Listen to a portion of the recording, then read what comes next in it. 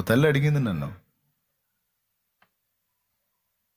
మా వాళ్ళు ముస్లిమ్స్, నేను చచ్చిపోతే నా శవాన్ని మా వాళ్ళకి ఇస్తావా అని అడిగింది. ఎందుకంటే నువ్వేమో చర్చికి వస్తే బాప్తీసం తీసుకుంటున్నావు, బాప్తీసం లేకపోతే పరలోకం లేదు, పాపాలు గడిగేసుకుంటున్నావు, నాకు గడిగేసుకోవాలని ఉంది. మరి అట్లా నేను గడిగేసుకోవాలి అంటే, బాప్తీసం తీసుకోవాలంటే మరి నా శవాన్ని నువ్వు మళ్ళీ వాళ్ళకి ఇస్తావా అని అడిగింది. నేను అన్నాను ఆమెతో, నేనేం బ్యాంకులో వేసుకుంటాను ఏందన్నాను. నీ శవ నేనేం చేసాను పిచ్చి మొహం దానా, నేనేం బ్యాంకులో వేసుకుంటానా?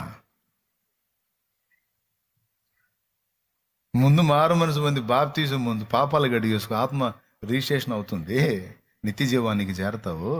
అంతగా మీ వాళ్ళు అడ్డం తిరిగి శవం మాది అంటే పువ్వుల్లో పెట్టి వాళ్ళ శవాన్ని వాళ్ళకి.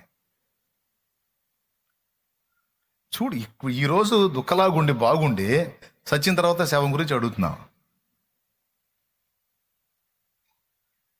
పెద్దవే అయిపోయిన తర్వాత నిజంగానే కొన్ని సంవత్సరాలకు నిద్రించింది, వాళ్ళ బాడీని వాళ్ళకి ఇచ్చాం, మేమేం చేసుకుంటాం?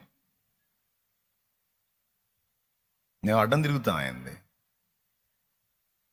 ఆయా దేవుడిని నమ్ముకున్నాడు, మరి పెట్టిలో పెట్టి సమాధి చేద్దామా అని అడుగుతాం. అన్యుల కుటుంబంలో అడిగితే వాళ్ళు అంటారు, లేదండి మేము మా పద్ధతిలో పారేస్తాం. మీ ఇష్టం వచ్చినట్టు చేసుకోండి.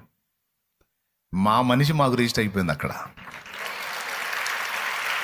మా ఆత్మ మాకు రక్షించబడింది. ఆ వదిలిన శరీరం నువ్వు ఎట్లా చేసినా, నువ్వు కాల్చినా, బూడి చేసినా, మట్టిలో పెట్టినా, పాడగట్టినా, నువ్వు ఏం చేసినా తప్పకుండా తిరిగి లేచిద్ది. మహిమ శరీరంతో లేచిదే. చేసుకొని చేతనేం చేసుకోపోయి ఏమైనా చేసుకోపో.